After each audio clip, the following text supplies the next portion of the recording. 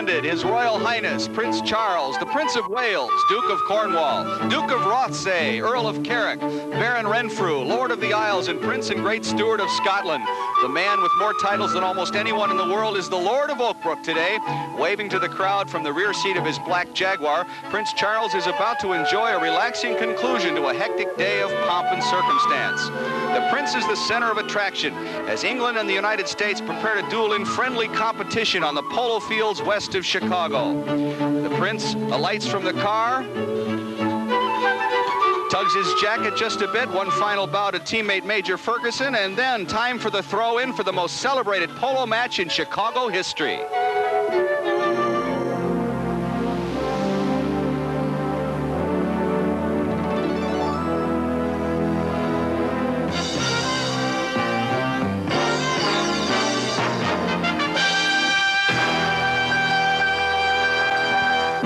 WLS-TV presents live from the Oak Brook Polo Club in Oak Brook, Illinois, the United States Polo Team versus Great Britain, featuring His Royal Highness, the Prince of Wales.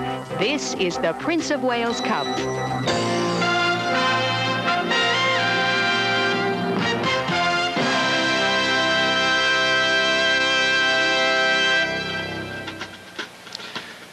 This, of course, the 18th green of Butler National Golf Course here in Oak Brook, Illinois.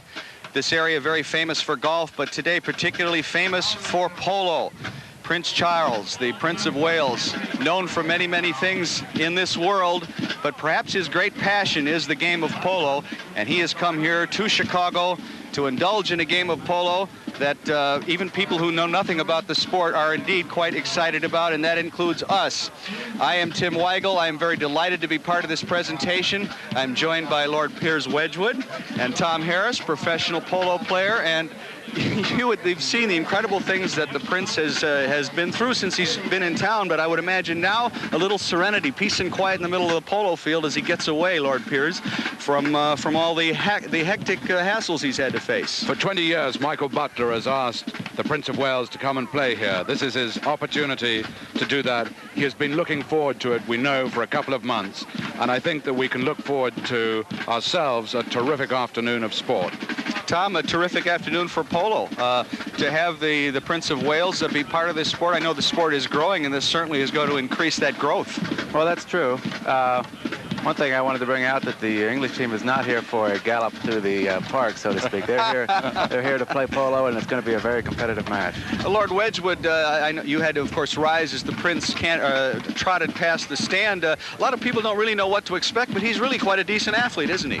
It's interesting that you mentioned that. I've had a lot of questions prior to his arrival and during his time here as to exactly what one should do.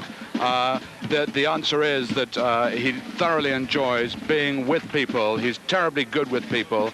As we saw last night at the Oak Brook Polo Ball at Marshall Fields, he enjoyed being out there and dancing with as many people as he could. Well, he even danced with our boss's wife. He would have to enjoy people to put up with the kinds of things that he has to endure. But one thing that we are not enduring, we're enjoying, is all the pageantry and the spectacle. And on top of that scene, of course, is our own Janet Davies. Janet, what's the scene look like down on the field? Oh, it's full of food and fun and fashion and tradition. Food, a lot of people have brought their own food. We even saw a little tailgating going on at the back. Of course, there were Jaguars and BMWs down there, and they were tailgating with their own picnic lunches. Some of the gourmet food we've seen around here is pate and Cornish hens and shrimp. The fashion, well, let me tell you, you don't want to come out here and see the Prince play in Reeboks and jeans. Actually, what you want to do is wear some pearls and maybe silk. I'm hatless, but there are an awful lot of hats around here and some what I'd call Princess Diana clones. And the tradition, well, the tradition is new to us in Chicago. I don't think we all understand this. But Marianne Childers last night was at the Marshall Fields Polo Ball, and she has a wonderful report of what happened there and what's happened this morning. When Prince Charles first came to Chicago in 1977, it was an official visit, and the city rolled out the red carpet. Thousands lined LaSalle Street to greet him, and the press promptly dubbed him Charles the Charming. He promised to come back, and yesterday he did. The Royal Air Force jet touched down at Midway right on schedule, to an official welcome from Mayor Harold Washington and British Consul General Roger Carrick. But the purpose of this trip was pleasure, not business. And in minutes, the prince was bound for the Loop and a black-tie gala to begin his 24-hour Chicago stay. But the prince barely had time to tie his black tie, and any delay was too long for the thousands of eager royal watchers who jammed Randolph Street by Marshall Fields, the site of the Polo Ball. I wanted to see him. Having never seen a prince, I wanted to see him. It looked like a scene from Dynasty, the limos, the gowns, and everywhere Chicago's most famous faces. Even the security men wore tuxes, and security was tight. Field's famous Walnut Room, transformed this night into an English country garden, was carefully cased by bomb-sniffing dogs. The store is ready, the dance floor is ready, and we're going to have a very exciting British promotion.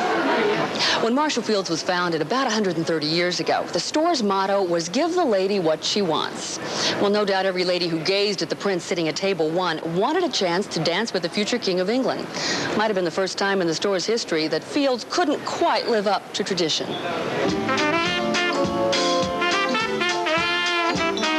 That's because the prince, by protocol, was only obligated to dance with his hostess. And with his princess back in Britain, well, spirits were high nonetheless, inside and out. When the motorcade with sirens blazing finally pulled into view, police were pressed to restrain the rush of spectators. But all the people hoping to shout or wave hello never got much of a chance. The cars pulled up, not to the door, but into an alley. Did you get to see him? No. Are you disappointed? Yeah, I waited 2 hours. Someone who got a better look, in fact over dinner, was New Zealand polo player Stuart McKenzie, who's riding against the prince at today's match. They've played dozens of times. Is he a good player? He's a good player. He's a good 4-goal player, certainly with his handicap. So there's no special consideration given? No consideration at all. I think that's why he loves the game, because everybody's the same out there. There's no class distinction with anybody on the field.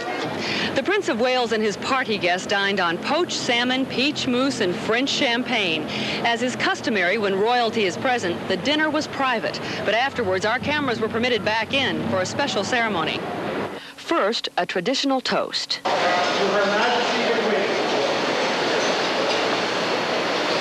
Queen. The Queen. Queen. Which the prince graciously returned. Ladies and gentlemen, would you please drink a toast to the health of the President of the United States of America. And finally, Prince Charles spoke of his return to a city of fond memories. There are several large, tall buildings which have appeared since I was here, so the skyline has altered considerably. I was also very intrigued to see what it looked like because I was made an honorary citizen of Chicago in 1977, so I feel I have at least some interest in what happens in this great city. But as the champagne flowed and the band tuned up, it was clear that the prince's mind wasn't on the music, but polo, and his friend at the Oak Brook Club, Michael Butler. I hadn't realized what a dangerous club it was because Michael Butler has even broken his leg in anticipation of my arrival. And what's more, I believe he intends to play tomorrow with a broken leg, which is either unbelievably brave or incredibly stupid, one or the other. From the Polo Ball, this is Marianne Childers. And from the Polo Ball to polo, as the prince is now out of his tuxedo and into uniform, playing a defensive position for his British teammates. And they don't have TV timeouts in this sport, Lord Wedgwood. They just go right and press on ahead with the action. That's right. It's, as I think somebody has mentioned, it's a very aggressive sport. You're always on the attack. Very little defense, as I think Tommy will agree. Now, Tommy, that's not true, is it? Very little defense? Well, I heard the great success in sport is always tied up to defense. When you have the ball, you're on offense. When they have it, you're on defense. All right, we should say the English team in red, naturally. And here come Jeffrey Kent. Jeffrey Kent for the United States on the attack. Martin there Brown. You see the English players, Andrew Siebel, Martin Brown, Oliver Ellis, and His Royal Highness. Oh, geez, there goes Stuart right away. And we have a spill as Stuart McKenzie. Oliver Ellis brought his horse into Stuart McKenzie's horse probably a little bit too much in front of Stewart. Stewart had the right of way, I think, on that play because Tommy, the one thing the audience may not be aware of, that's the equivalent of a 50-mile-an-hour collision. Of both horses could be going 20, 25 miles an hour. Of course, and they were both going the same direction. Yeah. But it was still a very dangerous play, obviously. It's interesting, Lord Wedgwood, these horses, in many cases between 7 and 12 years old. Do you think of a racehorse being at his peak at 3 and 4, but a polo pony's a much different story? I think very definitely because of the fact that they need to be trained to such a further degree. Yeah, well, they're athletes, you know. They're athletes just like people, and they have their peak years. And although I've known very good ponies to play in their 20s. Well, while we're waiting for these great athletes, male and equine, to get their acts back together, we'll take a short break and be back with more polo in Oak Brook right after this.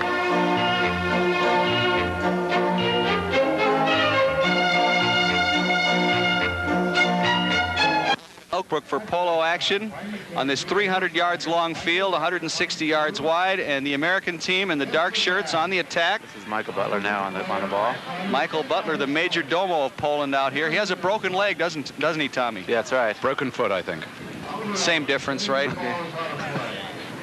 All right, the American team, as you see, it features Michael's son, Adam Butler, playing in the #1 position, Jeffrey Kent, Stuart McKenzie, and Michael Butler. And there's some speculation, Lord Wedgwood, that we may see Michael remove himself later on in the game because of that broken foot. You can see it's heavily padded. I've heard Michael referred to as the Iron Man. Michael will be out there as long as he can stand it. I certainly knew he wouldn't want to miss something like this. No, he's been looking forward to this for a very long time. This is Stewart controlling the ball right now. You can see how he'll pivot the play and control the play as much as he can. Much like a hockey player stick handling. That's right. He's passing ahead to Jeffrey Kent. Now they're in the defensive position for Great Britain. Yes. Is the Prince, and here come the British back on the attack. Now, this is Martin Brown now when the horse weighs Michael Butler. And he's out front. Michael's got a long way to go to catch him. Yeah, the question is, can he put it in the goal? It looks like he's slowing down, marks his shot, right through. Right in. Brilliant play. And if you'll pardon the barbaric statement, the British have drawn first blood here. 1-0. There was some speculation there will be a handicap here, that what with the British giving up a goal to start off with. It's very complicated to explain to the audience, but the teams are handicapped much like golfers are, aren't they, Tommy? That's right. Each player is handicapped from 1 to 10. By Martin Brown, backed it out. And here's Michael. Michael trying to get the ball back into the scoring position. Good little back. Now you see the way McKenzie has to wait for the man. He can't come in front of him and hit the ball, because that would be a foul. Yes, protocol is important in polo. Well, and how important is it, Lord Wedgwood, to switch ends after each goal? I mean, that's sort of like touch football in the alleys of America. It's well, I think the answer is that you have an equal chance that way. Right. If one, like today... There's no wind factor, though. The ball isn't much affected by the wind. Well, it can be if you're Stuart McKenzie and you keep it in the air an awful lot. All right, now we have a foul here, or just the ball was hit over the end line? No, I think we had a foul against the Americans that time. I mean, we shouldn't be too facetious here. A foul, I mean, some people might think a foul in polo is using profane language against an opponent, but I mean, it's really very physical game. But is there such a thing as verbal abuse? Yes, you can if you, particularly too near the spectators, if you use too much profanity. Hey, listen, Lord Wedgwood, these people, they've been around. I mean, they're all real people, but Tommy is right. When you get on the field, your blood is up and you're on the pony and trying to control it. The language does tend to be quite interesting, and for a beginner, as I once was about 10 years ago, it can be very off-putting. Well, you should be at a few hockey games. That's right. Yes, I've had a few there too. Sometimes you find yourself shouting obscenities at your best friend. You know? Now, I can't imagine profane language ever reaching the lips of that man. His Royal Highness, who is acquitting himself well. It's obvious he's been playing this sport since when? Since he was a teenager, right? Since he was very young, and he's played right through his time at university, during the time that he was in the Navy. And he really does get I would say, a very big kick out of this game. It's a chance for him to relax. A nice shot. Beautiful shot by the Prince. Yeah. He is number 4, galloping away from the camera. And once again, the United States team is on the defensive. But wait a minute, here comes... All right, Tommy, what happened there? The play was blown dead? Right. McKenzie backed the ball, and so and the British man was coming on the line, and Jeffrey Kent came in front of the British man, where the British man had the right of way because he was on the line, and he made a play on the ball which was illegal. All right, well, with the score 1-0 in favor of Great Britain, we'll be back with more polo action right after this.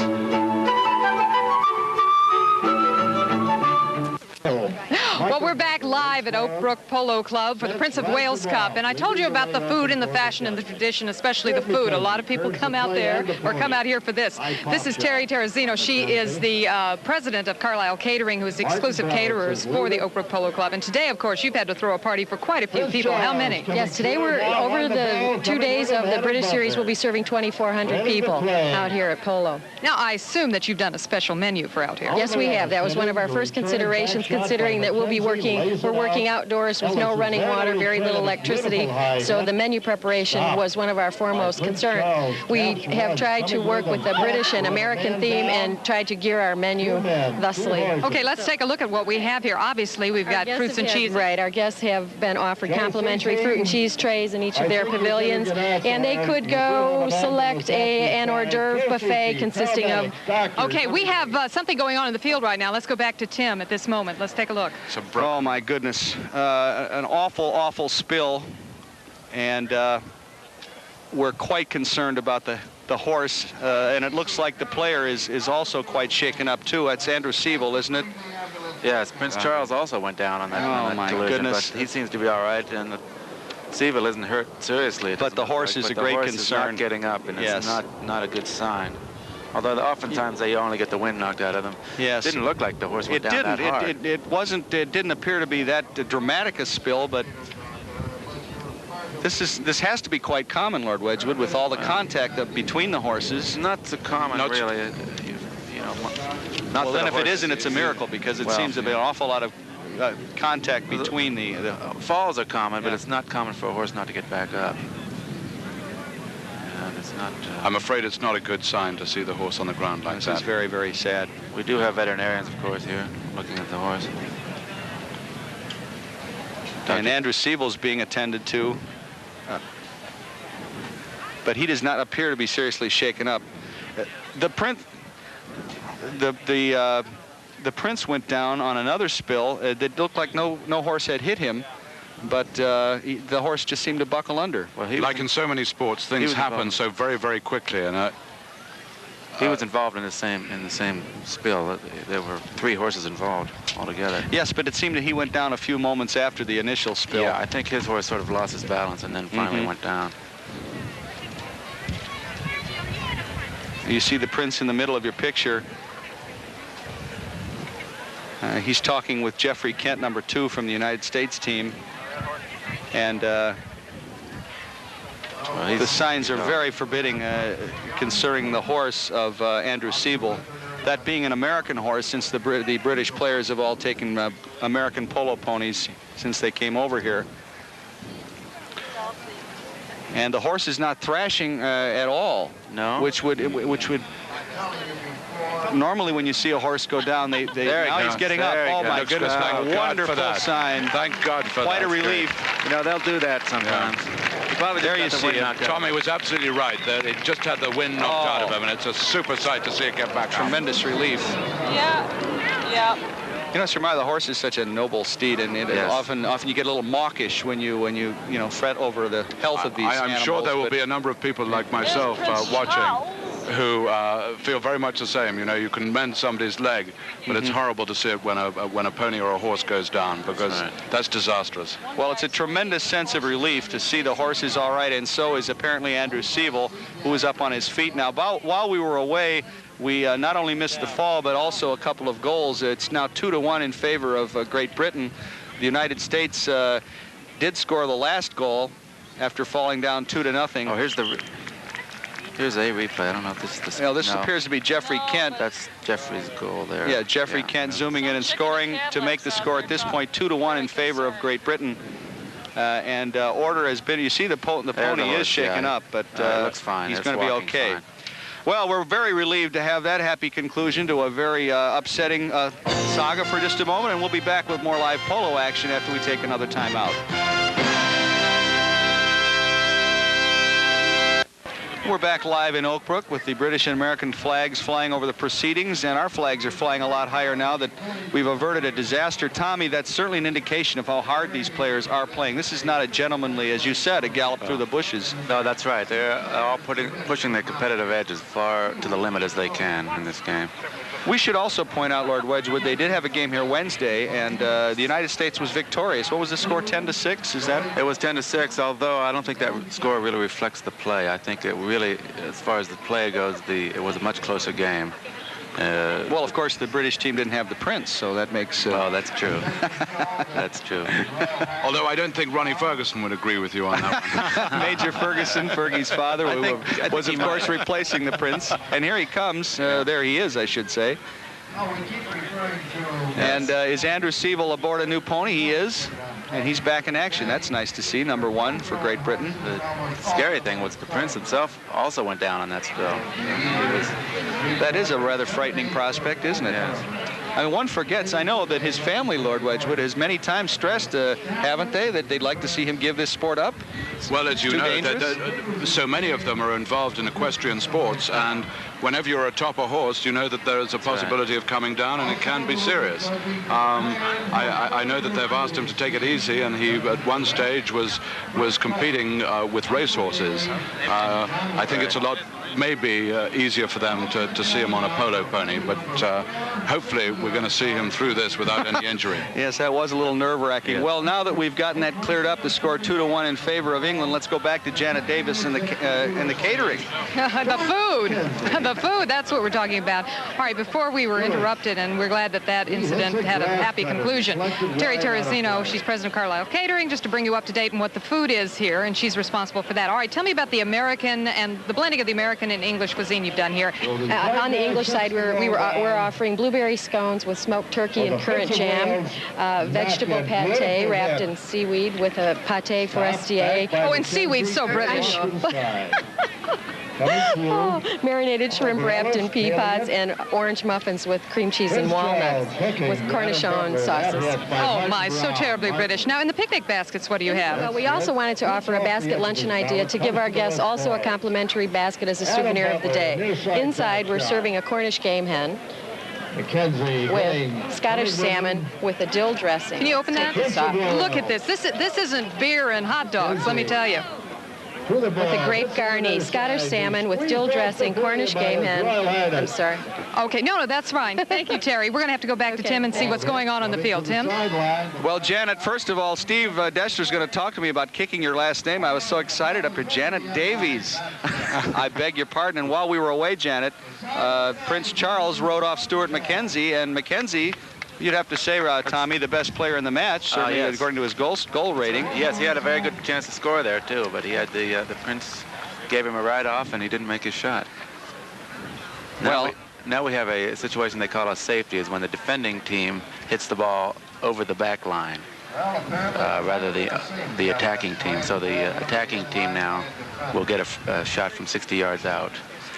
We have to be nearing the end of the first chukker, isn't that right, Lord Wedgwood? The chukkers are each 7.5 minutes, and I think even with the timeouts that we've had, as you might say, we must be getting close to it. And we're playing a 4-chukker match, We're correct? Right at the end, because the whistle went off, and then the bell to signify the end. So there's only about 2 seconds left for the first bell. Geez, that's a relief. I'd hate to have the chukker end without me knowing it. They would tell us, wouldn't they? Maybe. Ooh, that's a nice shot. Oh, I guess it went wide. Just wide. And with that near miss, and the score is still England 2, the United States 1. We are indeed at the end of the first chukker. We'll be back with polo catering and all sorts of pageantry in Oak Brook, but first this timeout.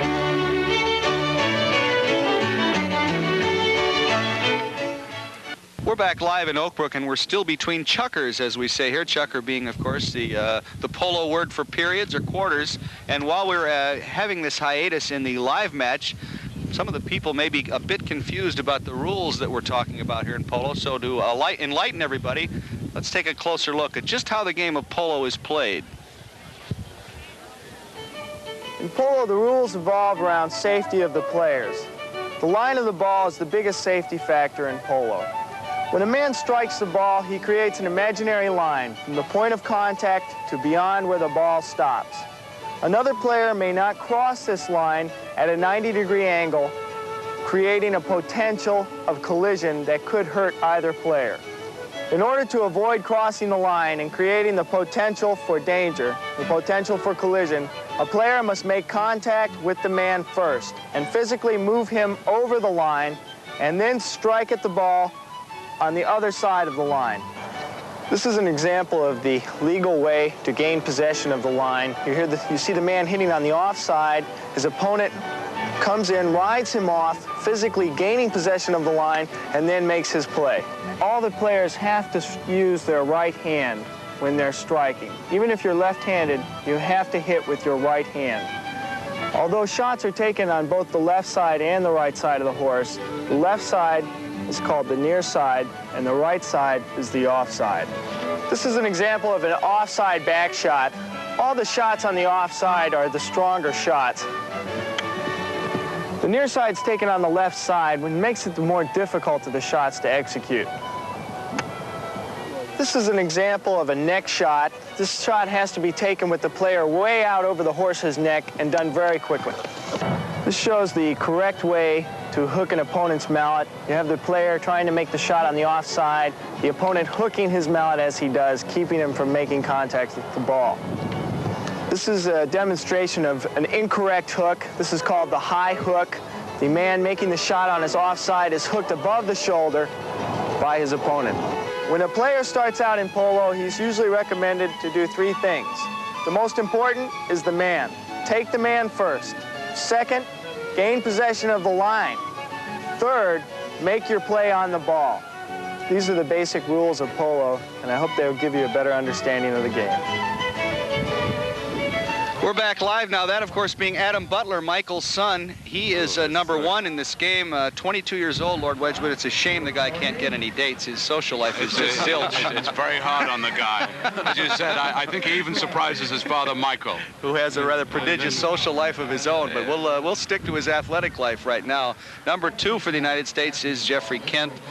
United States in the dark shirts and trailing 2-1. And Tommy, wouldn't you say this is a relatively low-scoring game, or no? It is, actually. There've been plenty of near misses on the goal, but neither team can quite get it. I always ask you for observations and then cringe a little bit, fearing that I have stressed the obvious or said the ridiculous. I mean, but the game is kind of easy to pick up once you watch it enough. Yeah, once you understand it a little bit. And that tape by Adam Butler helped. That was Prince Charles, number 4.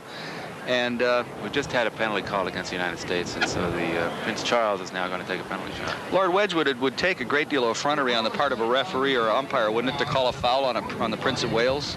When they're out on the field, they're all equal, and Prince Charles knows that. That's almost true. There must be some edge somewhere. Come on now. I mean, they're not that... Well, I know, talking about Adam Butler... They're not that egalitarian. Adam Butler was asked if he was going to be riding as hard as he would because he's marking him, and he said, absolutely, this is the game. That was a good defensive play by McKenzie, and now Martin Brown backs it down. We should explain that 2 of the players are primarily offensive. One kind of swings in the middle, and then the rear fellow, obviously, for defense, and that's the Prince in the case of the British team. That's right. And it's usually true that the fellow in the middle is your best player. That's usually the case, yes. Usually number 3, Tommy? Yes, he has to be the thinker of the team. He has to set up the plays and make a lot of the decisions. I think it was Michael Butler who whiffed on that defensive move, and there's a goal. There it is. Yeah. Martin Brown. Martin Brown has just given England a 3-1 lead. Yeah, he's been playing very well in this series, too. I think he might be... How often does the Prince get to practice with these fellows, or these chaps, as we say? I mean, he's rather busy socially. Interestingly enough, we talk about the USA team, which is very much a family team. Michael, Adam, Stuart McKenzie, who's Michael's best friend, and Jeffrey Kent, his brother-in-law. On the part of the English side, I don't think that they have played together as much as that. But interestingly enough, they fly back on Sunday night to play on Monday at Windsor. And they play together as a team. Well, having lost that game Wednesday 10-6, they're now out front 3-1. There's number 4, the Prince. Yeah, right, he just made a back shot. Here it comes again. McKenzie just steals the ball. Well done. Well done by both. Right. Martin Brown of England with a nice defensive move, and the United States continues on the attack. Oh, there's a ball excellent blocked by the Brown. Prince. I mean, was I seeing correctly? Did the Prince block that in midair? I think that was Martin Brown. Oh, okay. Well, you know, but it was these an English excellent all look alike, Lord Wesley. I'll remember that one, Jim. It's interesting that because of the fact that the Americans beat the English, but now the English have a good lead on this game. And they seem to be really in control of the proceedings, although they are. They're making a lot of defensive plays. See, there's another cleared right out of the mouth of the goal. See, I knew there was some defense involved in this game. Oh, yes. I think I remember from my Army days, they always said, you've got to attack. I thought Montgomery was supposed to be a great defensive general. He let the Germans make the mistakes. But that's another story and another issue. There it goes. And there's that's no mistake for the United States. Jeffrey Kent put that in. Mackenzie set the play up. Well, so now we have a tighter match with the United States getting back on the board, or increasing their total on the board. Now, Tommy, if you could take a look at the replay we're about to see, maybe describe a little bit detail just what kind of things are going on here physically. Okay, well, here comes, that's Adam Butler there, just hit a forward shot. The English, okay. Yes, it started to go in. Prince Charles actually stopped the ball right in the mouth of the goal to try to make a defensive play, but then Jeffrey Kent came through and swept it in. It was a brilliant save on the part of the Prince of Wales. Well, it was. And, It was a good save, a great but, shot by... Jeffrey's a great attacker, though. He's always running fast and coming at you. In fact, Prince Charles will be playing for Jeffrey Kent's team next year. That's right. The Abercrombie and Kent team. So that's nice to see them match up. Something you don't see very often. Stuart missing that. Well, you know, we were mentioning that while the Prince was preoccupied on Wednesday, his place on the team was taken by Major Ferguson, who indeed has a great deal of fame and notoriety of his own. And let's go to Janet Davies to talk to the Major. Janet? All right. This is Major Ronald Ferguson. Of course, he is Prince Charles's polo manager and father, as we well know, to the Princess Andrew, Duchess of York. Plus the fact that you are playing out here. You've already played and you're playing on Sunday. But today, the Prince has taken over as captain. Is that That's correct? Right. He's taking my place today. And I, maybe if the team allow me, I come back again on Sunday. What exactly is the Prince's rating on the 4. team? 4. Now, what does Yeah. that mean? It means the best handicap is 10, the worst is 0. So he's about round about halfway. What kind of ponies does he like to play with? Like everybody else, easy and fast. And of course, it's a great hazard, not a hazard, it's a great additional problem when you arrive and you haven't ridden any of the horses before.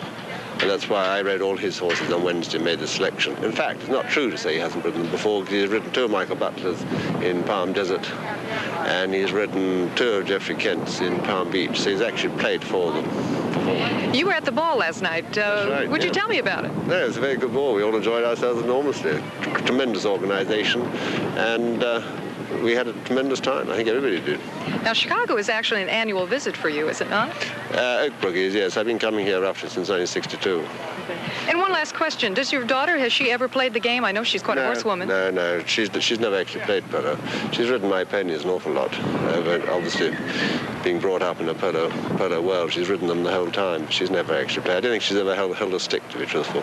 Neither am I going to encourage her to do so. All right. Thank you very much, Major Okay, Ferguson. fine. All right, let's go back to Tim. Bye. And we are live back at the polo action, and we stress the Prince likes his polo ponies easy and fast, and that goes for all of us.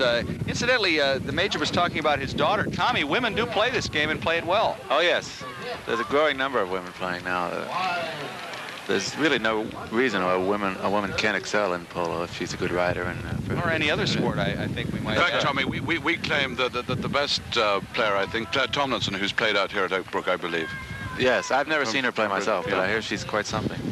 Well, that was a shot that was wide, as you see, and England maintains a 3-2 lead as the United States now pressing forward. All right, Stuart Mackenzie, dribbling and controlling and thinking all the time. It's wonderful to see how well Stuart controls the ball. Yes. Now, you see that railing on the field. That railing, of course, keeps the ball in play, and when that's in play around the field, it's no longer a 200-yard wide field. It's 160 yards wide. Okay, here comes Jeffrey Kent on the attack.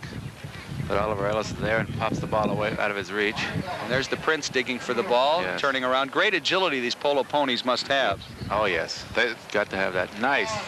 Very good back shot by Stuart. Stuart McKenzie. McKenzie. Adam Butler shooting now. And Adam didn't quite get all of his mallet. Oh, It just rolls what a wide. shame. Just Another near miss for the Americans. That would have tied the game up. Lord Wedgwood, they say that the pony is 75% of the package, meaning the player and the pony together. Tommy, being a player, do you think that's true, that the pony is 75%? Well, it's close to that. It depends on the player himself, how the... Ooh, another spill. Oh, my goodness. Oh, boy. That's number 3, Oliver Ellis for Great Britain, and he does not appear to be feeling very good at this point. The horse fell on top of him a bit, and he is in great pain. I think he might have interacted with the horse's legs Adam a little Butler bit. down with him. Boy, this is it's been I think a spill-marred game so far. I think McKenzie came in a little too early on that bump that time. And Adam Butler, in that tape we saw, stressed how safety is first and foremost in everyone's mind. It's actually the reverse. It's the same play that happened with the earlier spell with McKenzie and Ellis. Mm-hmm. But the tables were turned this time. Yes, indeed. I don't know whether there's something to that or not. Yeah, he appears to have been nicked around the face a bit. Bloody nose, perhaps. And those mend. Well, every serious player has to know how to fall. Well, here's another look at it. And you see, indeed, McKenzie did cut right in front of Oliver Ellis, and the pony stopped a bit short and just couldn't hold his footing. The ponies will always try and avoid, and in some instances it's very, very difficult not to. And yet, Tommy, these ponies are, of course, bred and trained for contact. I mean, that's an integral part of the training, is to make sure that they're able to deal with that. Well, we're able to deal with it too, and we'll take advantage of this brief timeout to break away for just a moment and then come back with more live polo action after this.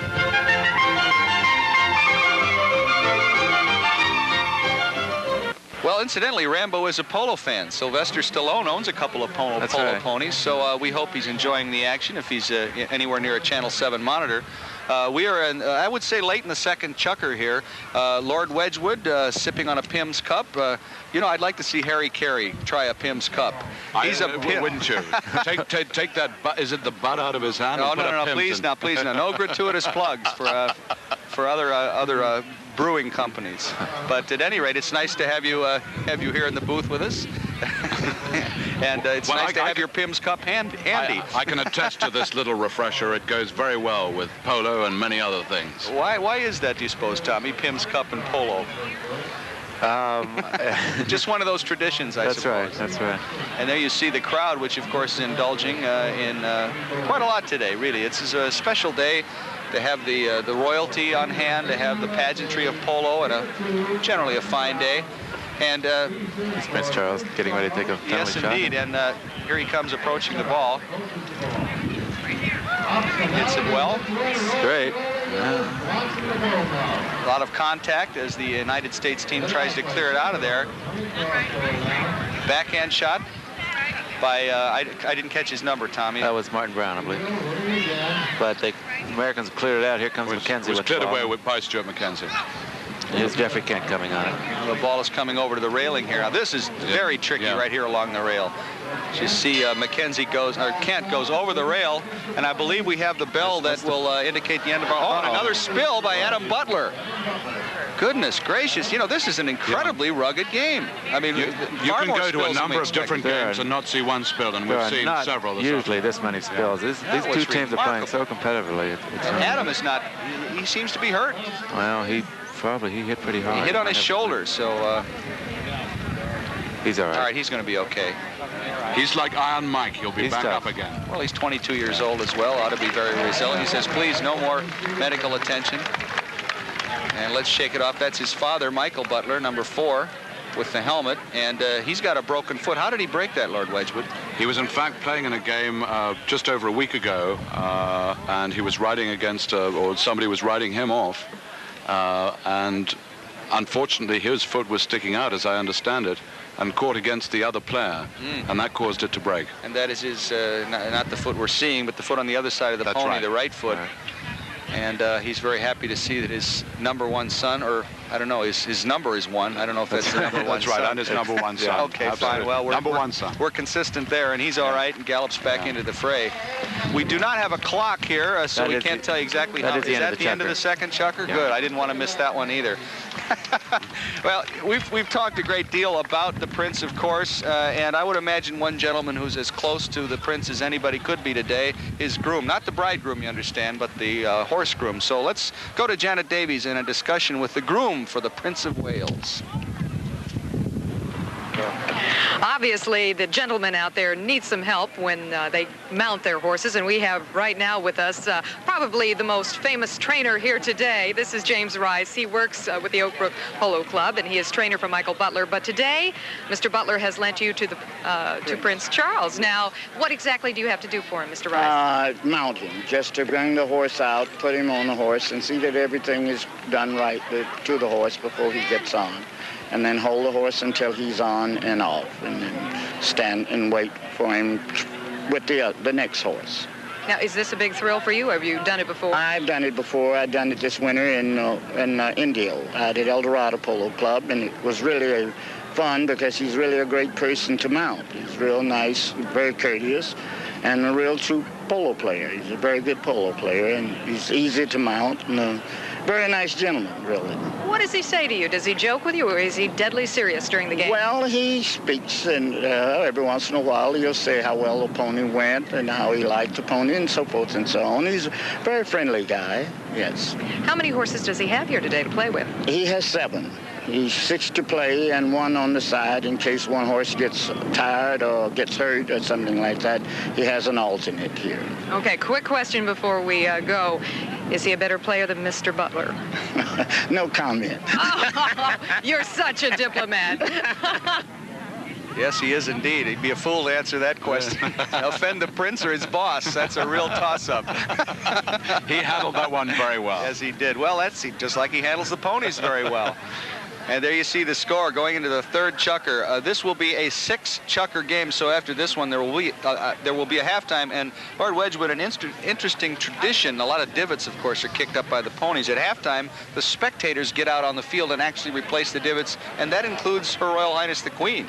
Absolutely. Everybody has to Everybody is expected, and anybody who sits in their seat better have a broken leg or whatever it may be.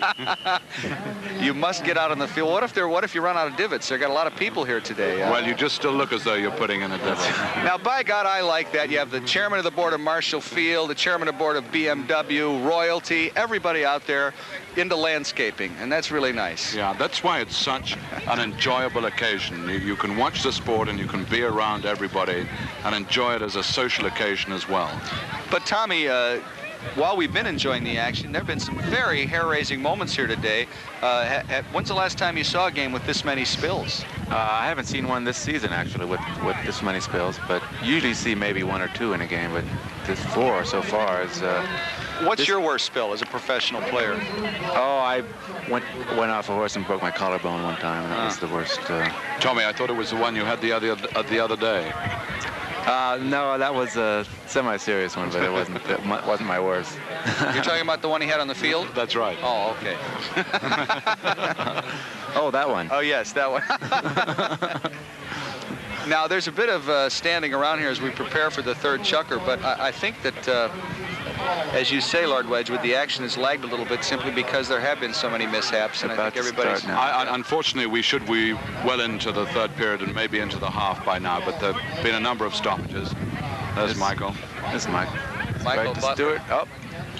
Oh, Stewart got it back. Uh-oh.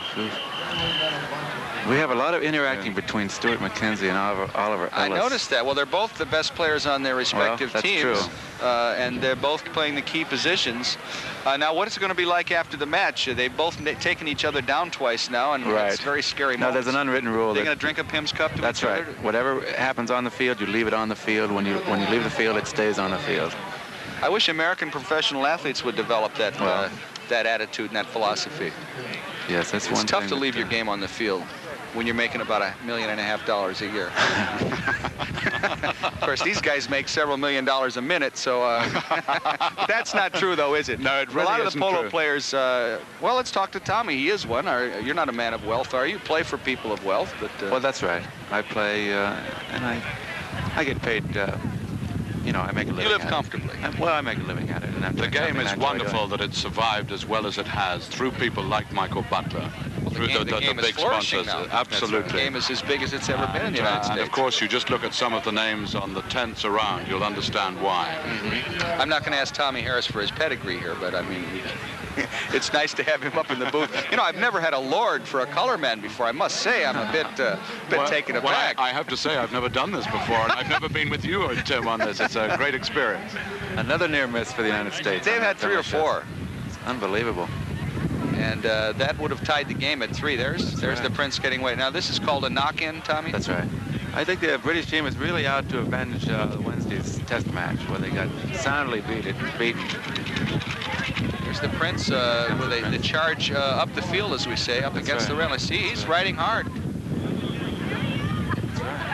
He had Adam Butler on his hip, and he sort of pushed through him. You know, when you still on the ball. Tommy, when you see these ponies with mallets flailing around their heads and they're running full speed down the field, it takes a great deal of training. Oh, absolutely. Of course, it's a very frightening thing when a horse first comes in contact with that. But that's why it takes from 1 to 3 years to train one of these ponies.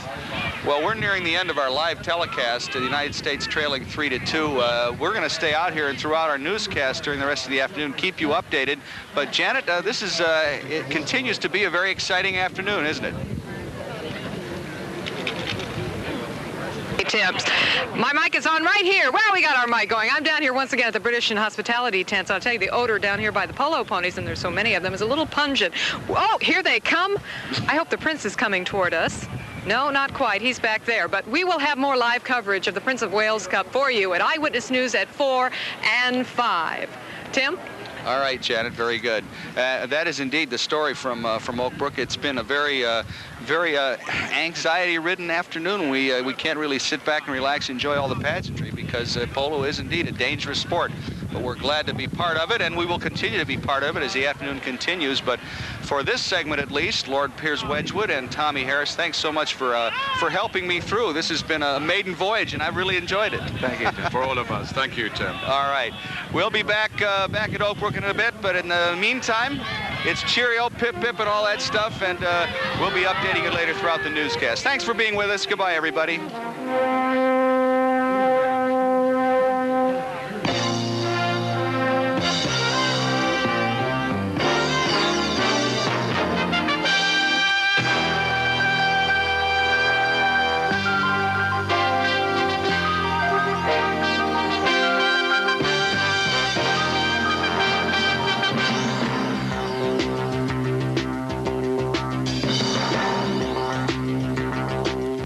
His Royal Highness Charles, Prince of Wales, spent the day shopping downtown and then playing some polo. We'll have the story of the royal visit. And it's 2 days till kickoff. We'll have a happier story, the story of Prince Charles' visit to Chicago. Prince Charles led a British polo team in a match against an American squad today. Channel 7 televised that match live. Janet Davies is on the scene now with an update for us. Janet? Well, Linda, of course, it's still going on, but we're in halftime now. We're between the period of chukkers, as they call. And what you're seeing out on the polo field right now is a polo tradition that's very unusual. I didn't see it till a few weeks ago, to my first game, which is called divot stomping. And they invite the spectators to come out and help replace all the divots that the horses have kicked up. And everybody gets out. Of course, most of the divots now have been put back in the ground, and they're going back into the grandstands. We have with us right now Michael Butler, of course. He is really the person who put this all together, today's match, and got the Prince of Wales to come over here to play. And you really didn't expect to play today, did you, Michael? No, I didn't, but I've got a very good surgeon, and he got me on the force. What happened to your leg, or is it your foot? I broke my leg in a match a week ago Friday. Oh, that must have been disappointing since you were getting ready to play against His Royal Highness. It was. All right, how's it going out there? Not very well for us. We're having a lot of trouble. There's also seemed to be a lot of stumbling. The ponies have been going down. Looks like a rodeo today. It certainly does. How's the Prince playing? Are you keeping your eye on him? Very well. Yes, I am. But that's mostly Adam's son. job. Oh, he has to keep his eye on the Prince of Wales. Right, more than I do. All right.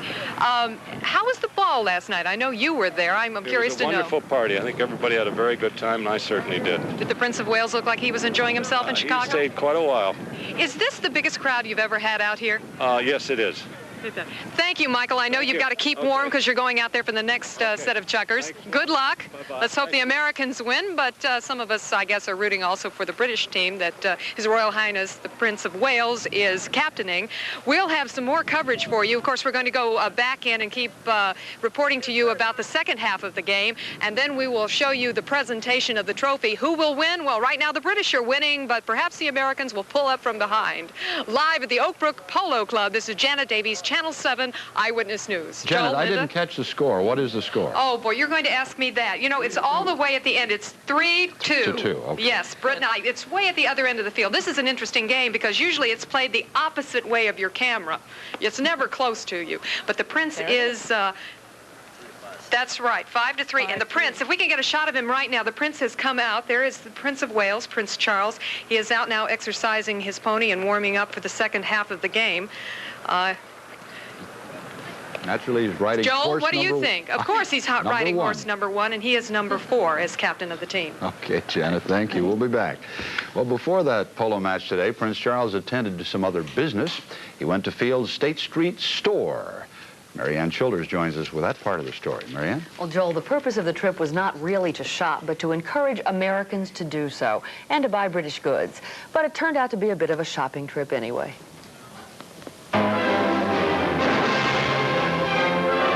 The crowd started gathering well before 9, under the watchful eye of the State Department's diplomatic security force on the ground and sharpshooters with high-powered rifles and binoculars on nearby rooftops. Every corner was checked by dogs trained to sniff out explosives, even Field's own speaker system that broadcast classical music all morning. But while the royal watchers waited patiently outside, the Prince was inside, checking out merchandise fit for a king in the men's store. Trinkets like a $600 antique walking stick and an $8,000 model of Lord Nelson's battleship. After asking reporters if they shopped at Field's, the Prince said he didn't like to shop at all. My only chance of going shopping, I'm not very keen on it normally. But he apparently was keen on a silk handkerchief in a nearby display case. It was purchased and paid for discreetly by a bodyguard after the Prince left. That turned out to be the first of several purchases. Christmas presents for the family, said the Prince. A leather wallet for his lady and a picture frame, again secured by a security guard. Charles is known to favor lemonade, but ever the gracious guest, the teetotaling Prince took a taste at a whiskey blending demonstration, and perhaps that helped to loosen the royal purse strings. Later in the women's department, he found, as he put it, just the sort of thing my wife likes, and he bought the sweater on the spot, checking the $380 price tag, perhaps with regret afterwards.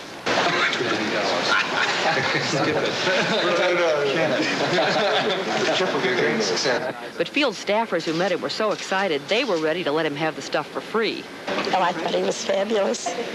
Never dreamed a thing like that could happen. Were you nervous? Who wouldn't be? I'm still nervous. What do you think? Having done his part to boost the U.S. economy, Prince Charles encouraged the crowd on State Street to help Britons. We have found in Britain that there are an amazing number of people wearing button-down shirts and penny loafers all over the London streets.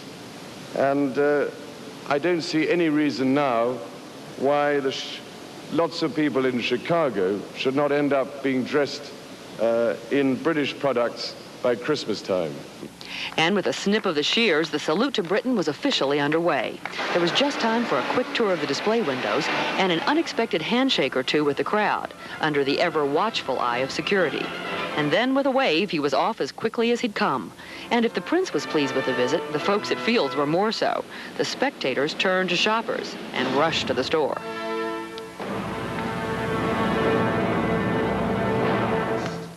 Well, the shoppers were more than welcome then, but during the visit, both the ends of Holden Court, that's the little alley that runs under the field's buildings, were blocked off by big 7-foot-high screens so the prince could pass privately between the buildings. And Joel and Linda, to give you a sense of the security, there were about 40 journalists permitted inside. I was among them.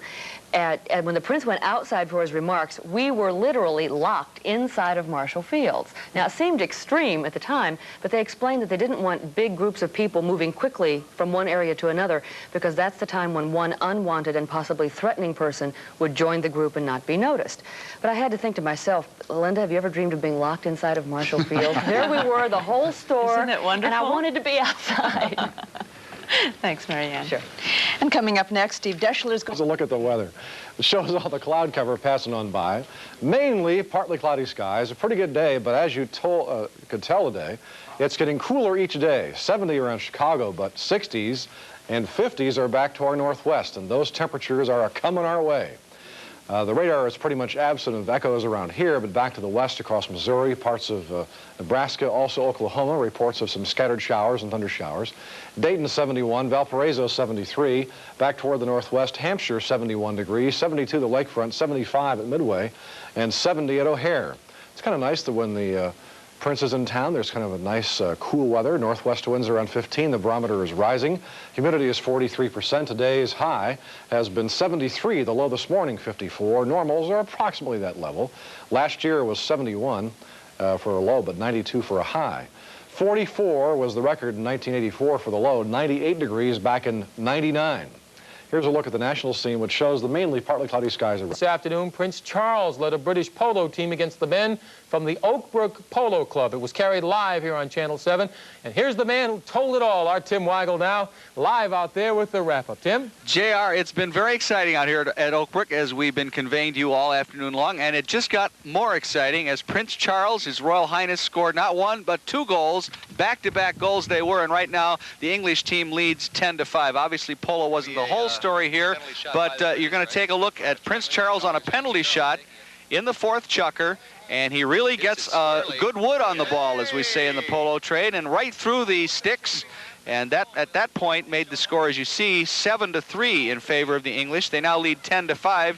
And then the Prince followed that right up as both teams change ends after each goal. And he came back just minutes later and rolled another one home. So 2 goals in 2 attempts.